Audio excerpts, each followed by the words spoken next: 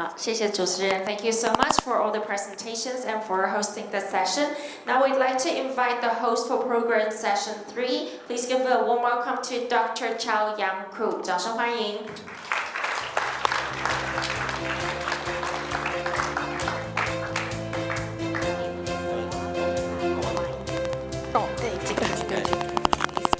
Okay, good afternoon, everyone. I'm Dr. Zhao Yang from National Museum of Marine Science and Technology. Okay. And I first met Professor Andrew Baird, who will be the next speaker, back to 2010, where we did a coral restoration, coral reproduction cross-spawning event together. After that, I joined his lab as his PhD student. Then we count the corals throughout all the GBR, which was fun. But the weather wasn't that good, so I got seasick all the time.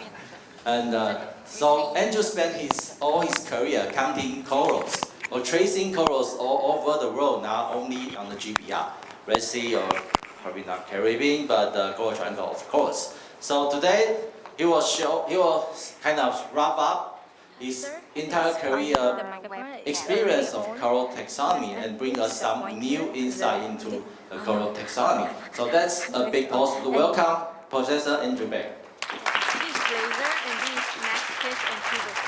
Thank you very much.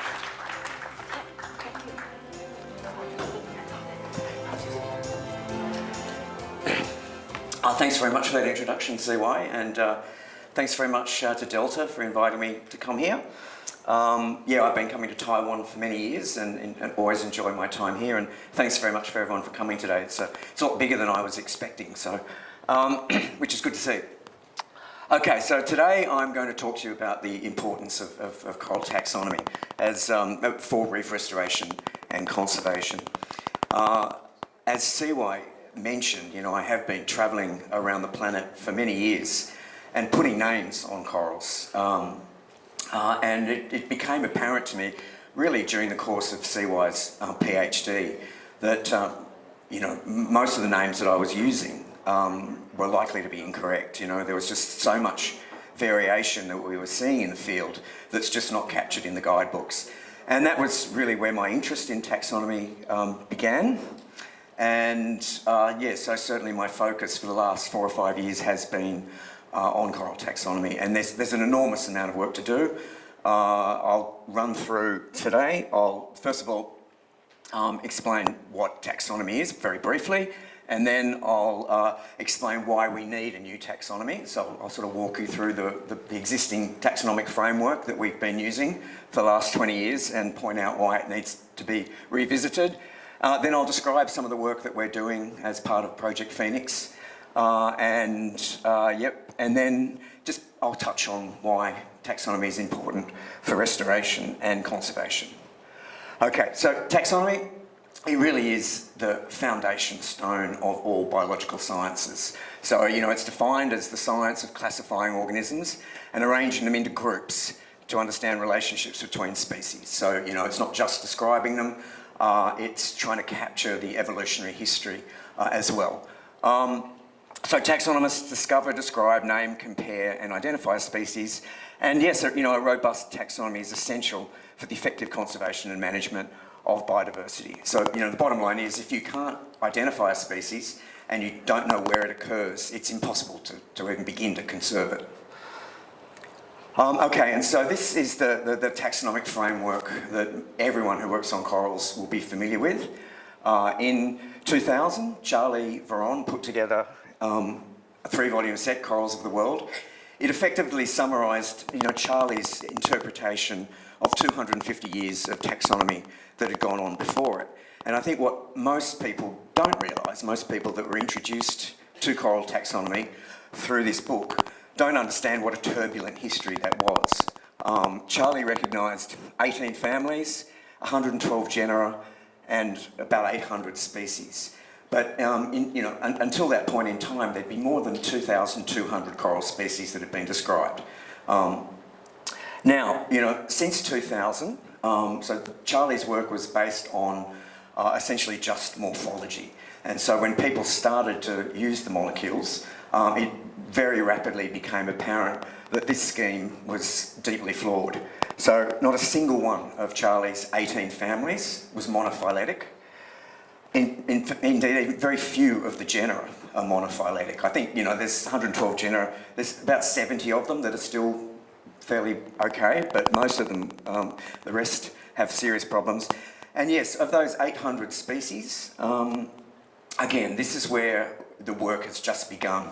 And as we take a close look at all Charlie's ideas of what these species were, we're finding that most of them were wrong. And in particular, there's lots and lots of species complexes, and I'll introduce you to one of those complexes as part of the results. So this is just one example. This is the genus Montastria. In Charlie's book, 2000, he listed 12 species. Unfortunately, the slide down the bottom's mixed up. But so, yeah, Charlie listed 12 species in the genus Montastria. The molecular work since then has demonstrated that these are actually in 6 different genera and 3 different families. So that's just one small genus. And most of that work was done through the molecules, mainly by Dan Wei Huang from Singapore. And a similar pattern in all of the other genera, or most of the other genera. Again, it's not really surprising that Corals of the World was so deeply flawed, because, it really didn't have much solid data behind it. There was no molecular data. Very rarely did they even quantify the morphological differences. No other lines of evidence were used to establish these species boundaries, so no reproductive biology. No experimental tests of the key concepts, such as morphological plasticity. And again, as is becoming apparent as we're going back and revisiting all the type material, even that aspect of the taxonomy wasn't done particularly well. Okay, so that's that's why we're here, why I'm here. We realised that we basically had to start from scratch, and I'm not kidding. I mean, I think nearly every species in that book is poorly described or incorrectly described. And so, yeah, it really is a question of starting from scratch. And so we've gone back, we're curating all of the type material. So I've spent many years visiting museums in different parts of the world to photograph all the type material.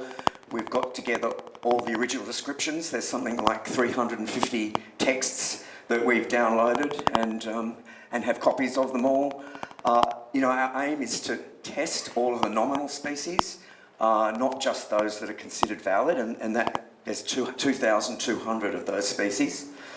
Discover and describe new species. And, again, we've used multiple lines of evidence to establish our species and our species boundaries. And, okay, so some of the novel aspects of the project, definitely, the major breakthrough is with the new molecular approaches. And in particular one that one of my colleagues, Peter Cowman and Andrea Cotrini, developed. It's essentially just a way of getting earlier studies just used 1 or 2 markers, mitochondrial markers, nuclear markers. This UCE bait set targets areas of the genome that vary a lot, and we're essentially using thousands of markers rather than the 2 or 3 markers that people used to use. And it just gives us a lot more resolution. So in particular in these diverse groups like the Acropora and the Montipora, the single marker approaches just weren't working. But this technique is working. We also target topotypes. And we use these topotypes to provide the framework of our phylogenies. And so a topotype is a specimen collected from the type location that matches the morphology of that type. Now, the reason we need topotypes is because all the type material is skeletons, and you can't get the molecules from the skeletons. And so it's impossible to test these species without the molecules, or test them effectively. So we travel everywhere. This is some photos from Fiji. This is our topotype of Acropora hyacinthus.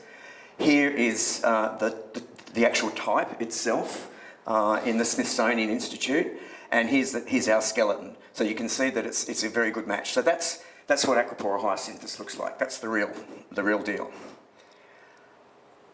And here's just an example of how we anchor our phylogenies and test some of the species ideas that are out there.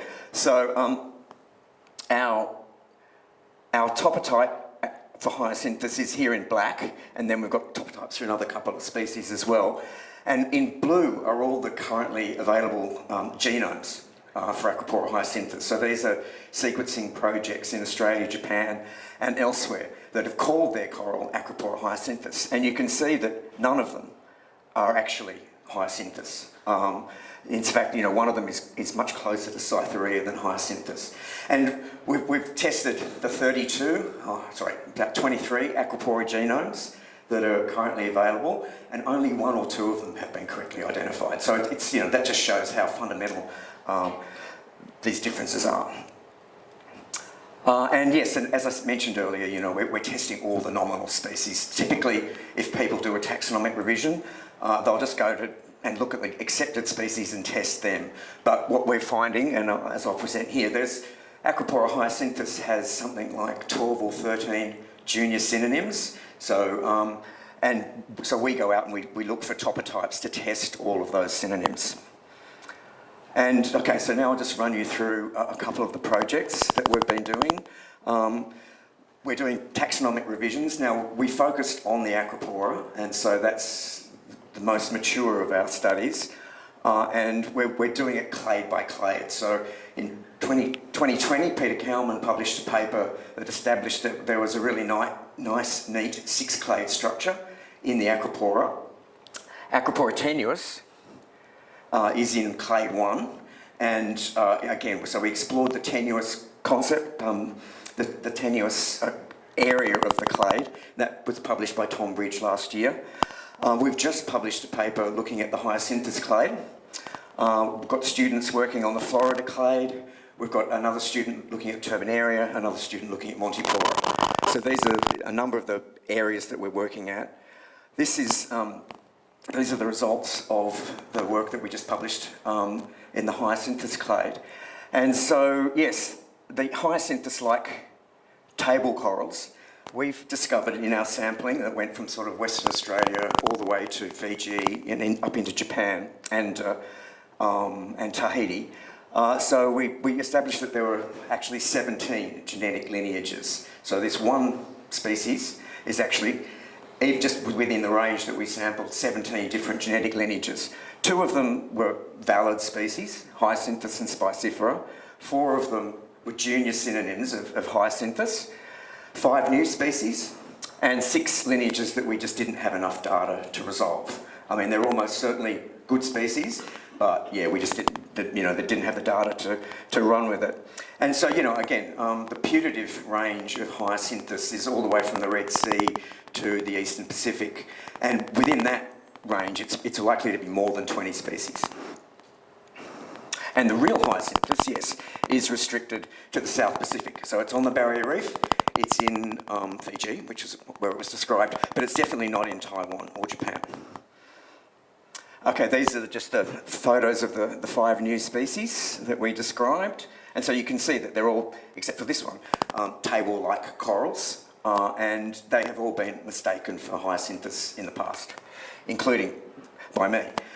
So in 2002, Paul Marshall and I published a study looking at bleaching patterns in Acropora hyacinthus. We tagged 30 colonies at Southeast Pelorus. We now know that there's at least 5 species of hyacinthus at Southeast Pelorus. And so, yeah, probably time to stop citing that paper. And look, this is the local hyacinthus. This is a species called Acroporus sinensis, described by Brooke in 1893. It was synonymised by Carden Wallace in 1999. This is the type from the British Museum. This is the type of hyacinthus from the Smithsonian. So you can see that they do have some similarities, but based just on the geographic location of the real hyacinthus, we've removed this from synonymy. So you can now start calling your hyacinthus in Taiwan sinensis. I mean, I think there's more here too. It's not just hyacinthus. But anyway, yeah, so that's one of the synonymies that we've reversed.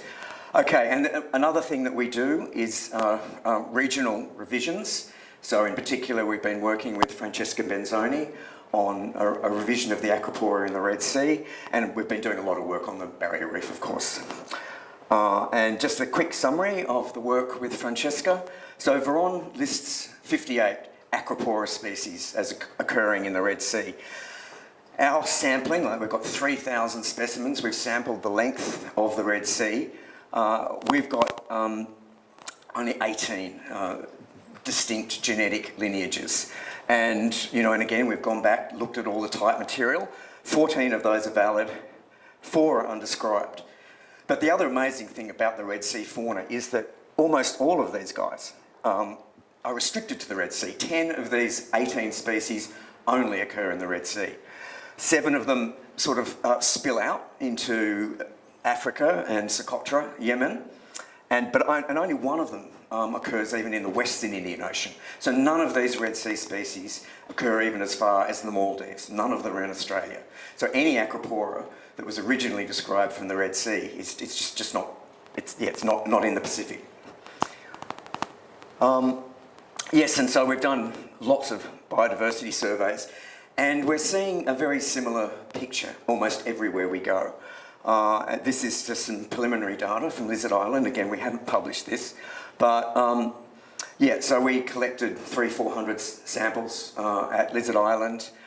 We've put them all in our molecular phylogenies. And your previous work, a paper by Zoe Richards in 2001, Zoe compiled all the historical species lists to come up with a total of 368 species that were said to occur on Lizard Island. Our data suggests there's only 220. So it's a very typical picture. There's much less diverse at the local scale, but most of these species are new. Actually, Zoe also listed 20 species that had gone locally extinct. And of those 20 species, 4 of the aquapora that she mentions never occurred on the Great Barrier Reef. So, just these historical species lists are just totally unreliable as records of what did occur there. And lots of new species. Of the 64 aquaporas, we think at least 32 of them are undescribed. Okay, so just a quick summary of some of the findings. Yes, so almost all the synonymies that we've tested in the aquapora are wrong. And there's 412 nominal species. So there's 412 species of aquapora that have been described. Carden-Wallace, in her revision, only recognised about 118 of them. But we think all of those nominal species are likely to be good, almost all of them. And again, we're finding lots of new species. So rather than there just being 120 odd aquapora species out there, we think there's probably closer to 500. And it's going to be a similar picture in most other genera, certainly in the Montiporas, and almost everywhere we look. So there's a lot of undescribed species. Most of the synonymies are incorrect, and most species have much smaller geographic ranges than currently thought. Okay, so, and the other thing about the book, about Charlie's book, is that only 25% of these aquaporas are even mentioned in the book. So it's no surprise that when you're swimming around on the reef, finding your corals and going consulting the book, none of them are in there. Again, I can't say this. It's time to move beyond the Veron framework, and we really need to start going back to the basics. Unfortunately, at this point in time, that means consulting the original descriptions and the type material. We all need to learn how to do taxonomy. Okay. Yes, and that's it. Yes, most of these species have much smaller geographic ranges, which means they're much more special, and many of them are likely to be much more vulnerable to threats such as climate change than it's currently appreciated. Our biodiversity studies at a local scale, the species richness is much lower than the current estimates. The levels of endemism are much higher. The faunas in most regions, such as the Red Sea, such as Lord Howe, such as Taiwan, are much more distinct and therefore much more important from a conservation perspective. And yeah, again, just to re-emphasise that as well, the historical species lists are an unreliable guide to what to find anywhere, and it's certainly in terms of looking at changes through time. Realistically, the only places that we can explore those sorts of questions are places such as Lord Howe Island, such as the Red Sea, where people made collections back in the day. That's really the only way that we can establish whether there have been any local extinctions, is actually to go back to those museum collections and look. Okay, so, you know, again, just a couple of reasons why I think taxonomy is important for restoration. One in particular is, you know, you want to avoid working with species that are likely to be rare or vulnerable to extinction. And this is just one example from Lord Howe Island. This staghorn coral is undescribed, and it's only found on Lord Howe Island.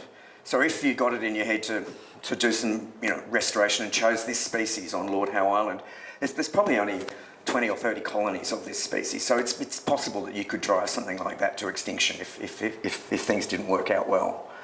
And again, the other area where I think, this is a list CY put together for me of just the corals that are used in restoration projects in Taiwan. And just based on the type location of the nominal species, we can make some guesses about whether these species are here or not. And certainly Hyacinthus is not here in Taiwan. And yeah, you know, certainly a number of those other ones. We don't have topotypes for a lot of these species, so I can't say for sure whether they're here or not. But yeah, certainly, you know, again, it's happening everywhere. Most of the species people are using have been misidentified. Another thing that's quite a hot topic at the moment, Andrew Baird just published a paper in Science talking about assisted gene flow. And so the idea here is that you move heat tolerant species within their range to an area where you want to introduce those genes into the populations. So the idea on the Barrier Reef is you're moving heat-tolerant species from the north down south to introduce these genes into the southern populations. Now this is, these are two of the 5 table species that we have on the Great Barrier Reef, Hyacinthus and Pectinata. So Hyacinthus is okay. It does occur from the Torres Strait all the way down to the Capricorn Bunker Group. But Pectinata, which has been mistaken for Hyacinthus in the past, it only occurs up in the northern Barrier Reef. So if you move this guy around, you would be doing an experiment in invasive species ecology rather than restoration. And so in the Caribbean, I was just looking, and there's 5 junior synonyms of Palmata and 1 junior synonym of Cervicornis. So my guess is, and you know, if these results, can be generalised to the Caribbean, there's probably 6 or 8 different species of Acropora rather than the 3 that are currently recognised. And my guess is that they're narrow ranges, and so if people start moving what they think is Palmata or Cervicornis around, very possibly they're going to be doing, possibly doing more damage than they might realise. And that's all I've got for you.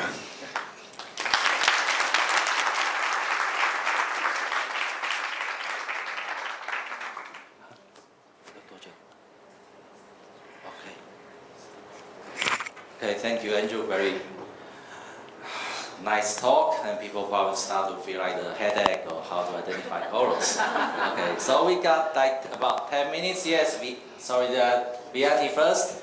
Sorry, Professor Tan. Yeah, Vianney. 后面。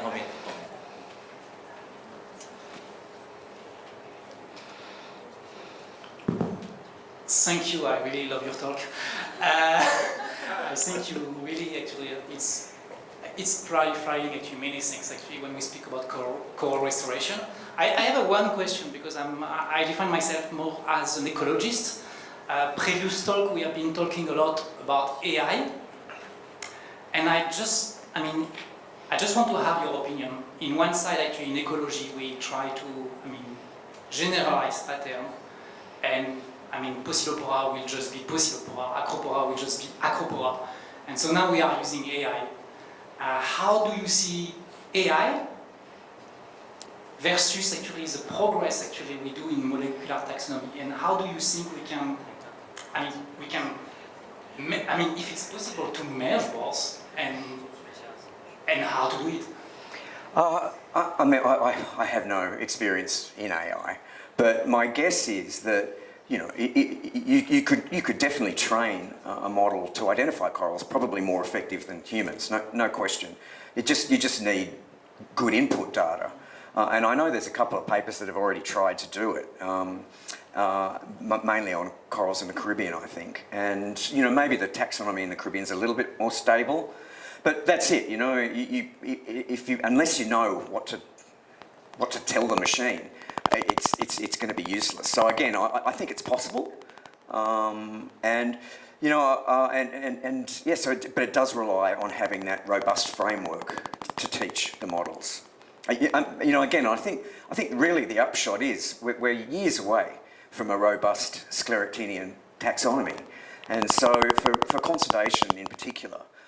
We just need to come up with methods that are independent of taxonomy. I mean, I think, we need to start, the IUCN list of extinction vulnerability is pretty pointless, really. If you can't identify your species, it's meaningless. So that's I think the message for conservation is we just need different approaches that are not dependent on identifying species. Professor Tang?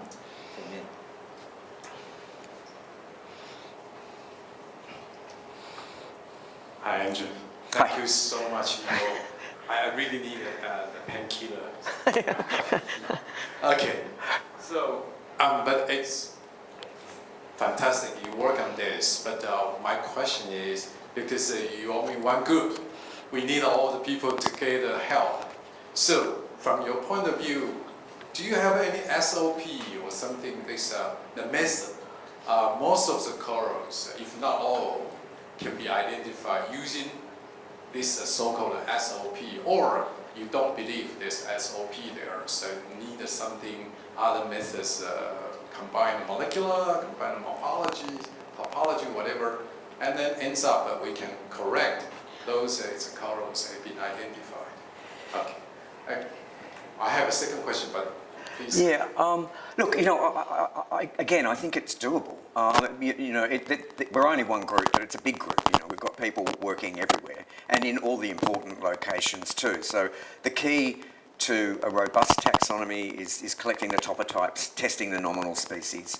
And so, you need people working in places like the Philippines, in Fiji, all of these areas where a lot of species were described. So I'd say that a robust taxonomy, and a fairly stable one, is achievable, and I think it's worthwhile doing.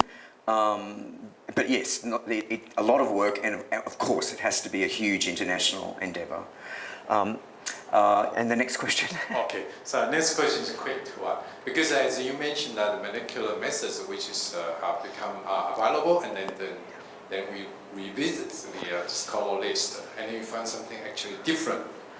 And I believe other groups actually also work on the molecular methods. Yep. So is there any difference between yours and the others? Or why only you or some groups make arguments and other people didn't argue about this? Yeah, again, I think one of the keys to solving the problem of taxonomy is to start using the same molecular approaches. And our approach is modular. You can re-interrogate the data with new data. And so that's the UCE approach. There are other approaches that people are using that can tell you how many species you've got in the Red Sea, but the data's not modular. So RADSEC is one such approach that I would strongly, if you're interested in the taxonomy and if you're interested in people building on your work, then RADSEC is not the way to go. So yes, I think, but the method we're using now is it's getting cheaper and cheaper. At the moment it's quite expensive, and so that does prohibit people using it everywhere. But all our data is freely available. just at request, obviously we haven't published a lot of it as yet. All of the type material that we have collated is freely available. I'm going to make a post to the Coral List very shortly and just let people know that we've got this material. I can't just give it or put it online because of copyright and things like that. But if anyone, sends me a request, so yes, so we're our aim is to turn everyone into, let people do their own taxonomy. We don't want to put out a guide that tells people this is our worldview. We want everybody to have the skills and the resources to identify their own corals. Thank you. Thomas? Thanks so much for your exciting and provocative talk, Andrew. I'm Tom Brooks, IUCN Chief Scientist, and as such, I would like to highlight one point where I strongly agree with you, one point where I strongly disagree, and then a suggestion or two on the way forward, actually drawing in particular from your discussion in response to the previous intervention. On strong agreement, the importance of robust underlying taxonomy. No question whatsoever. We absolutely must have a robust and crucially repeatable underlying taxonomy. No great surprise. I agree with your comments on the red list in response, I think, to the first question there. The red list is a framework which can be applied to any units, to any taxonomic units, species level or below. Crucially though, it helps to cast light not just on what we know, but also what we don't know. And we've seen this very strongly with application across other groups, across amphibians, for example. There have been hundreds, actually I think more than 1,000 new amphibians described, many of them from the kind of situations of strengthening historical synonymies that you describe. And so that's given the basis to build from and improve, and that can only happen with comprehensive engagement from across the community, of course. So absolutely, we look forward to the next iteration of the coral assessments in due course, building from the kind of taxonomic advances you highlighted. I guess my question on the way forward and your discussion just now, your title is on the importance of taxonomy for conservation, but then in one of your responses you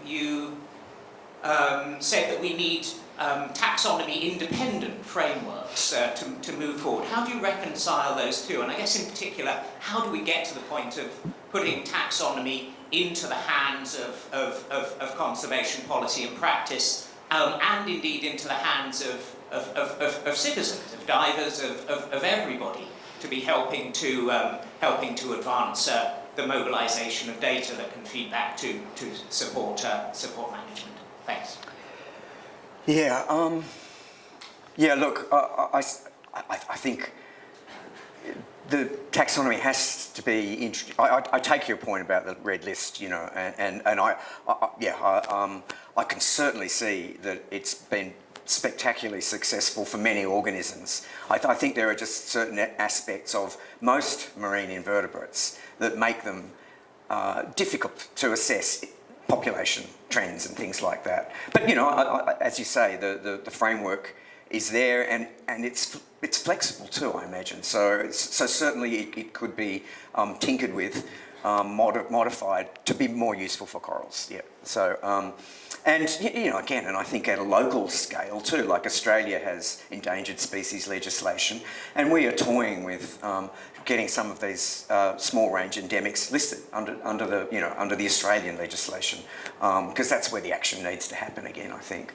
And as for building the taxonomic skills, I think it needs to happen at undergraduate levels. Like I just didn't do taxonomy. I wasn't introduced to it, even though I did biological sciences and ecology at university. It just has to be part of every biological science course, because I think very few people understand it. I had no idea how it worked. and the intricate and interesting history. So I think that at that level, you know, I mean, again, I think at the policy level and in government, people get it, don't they? It's certainly there's, you know, a lot of discussion about lots of discussion papers. So you know, and I suppose the other area is funding. You know, to do the robust taxonomy within the, you know, the Australian Research Council, which is the primary body that funds pure science in Australia, just doesn't fund taxonomy. We've got the Biological Resources Survey, they fund taxonomy, but they're interested in super rich groups, you know, they want lots of species. And I'm hoping that, you know, now we start publishing some of this work, they'll understand that there's a lot of coral species to be described. But at the moment, they're more interested in insects and things. So again, I think, yeah, finding the money to do it is the other issue. And yeah. So we are going to like a break soon, so we can continue the discussion later.